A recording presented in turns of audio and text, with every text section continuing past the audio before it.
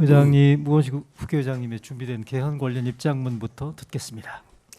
네, 우원식 국회의장입니다.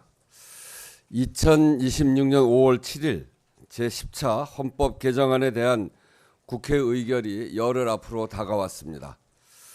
1987년 이후 39년 만에 비로소 개헌의 문이 열릴지, 주권자인 국민이 자신의 의사를 투표로 밝힐 기회가 생길지 5월 7일 국회가 결정하게 됩니다. 개헌 반대 당론을 고수하고 있는 국민의힘에게 묻습니다. 개헌에 반대하는 진짜 이유가 뭡니까? 개헌은 찬성하지만 지방선거와 함께하는 것은 안 된다. 그럼 언제 하자는 겁니까? 공직선거와 동시에 해야 개헌 국민투표 투표율이 안정적일 것이라는 것은 뻔히 그 이유를 알지 않습니까? 이런 주장을 하는 것은 반대를 위한 반대다, 이렇게 볼 수밖에 없습니다. 공론 과정이 더 필요하다. 선거에 맞춰 하면 개헌 블랙홀이 된다라는 주장도 명분이 없기는 마찬가지입니다. 국민의힘은 개헌특위 구성조차 거부했습니다. 이미 국민적 합의가 크게 형성된 최소 내용에 국한해서 추진하는 개헌입니다. 개헌 내용에 찬반 논란이 없는데 블랙홀이 대체 어디서 생긴다는 것인지 도무지 이해가 되질 않습니다.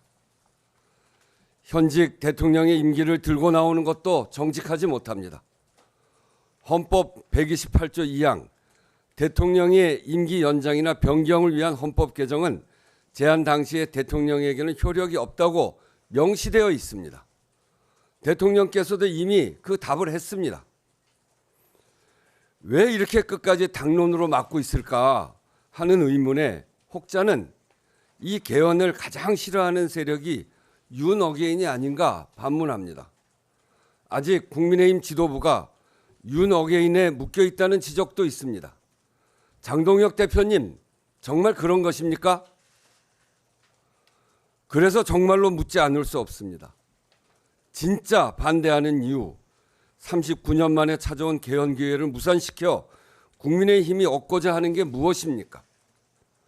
국민의힘은 그동안 여러 차례 12.3 비상계엄에 반대한다, 반성한다는 뜻을 밝혔습니다. 그 말이 진심인지 지금 국민이 주시하고 있습니다. 그날 밤 국회로 달려와 계엄 해제 요구 표결에 참여한 국민의힘 의원이 18분입니다. 장동혁 대표 본인도 찬성 표결을 하지 않았습니까? 이제 와서 다시는 그런 불법 비상계엄은 꿈도 못 꾸게 하는 개헌을 끝까지 막는다면 어느 누가 12.3 개헌 반대의 진정성을 믿을 수 있는 것인지 깊이 생각해 보기 바랍니다.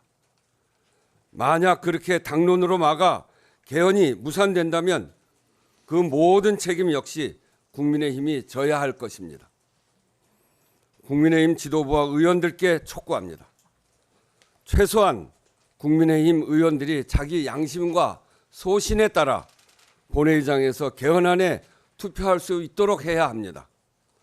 부마 민주항쟁과 5.18 민주화운동 정신 계승, 계엄에 대한 국회 통제 강화, 지역균형 발전에 대한 국가 책임 명시에 대다수 국민들이 찬성하고 있습니다. 민심이 모여있는 개헌을 당론으로 막아서고 당론이라는 이름으로 개헌안 투표가 포기되어서는 안 됩니다. 여러 차례 사과도 하고 절윤 선언도 했지만 국민들이 그 진정성을 믿지 못하는 이유는 그 이후에 보인 태도 때문이 아니겠습니까?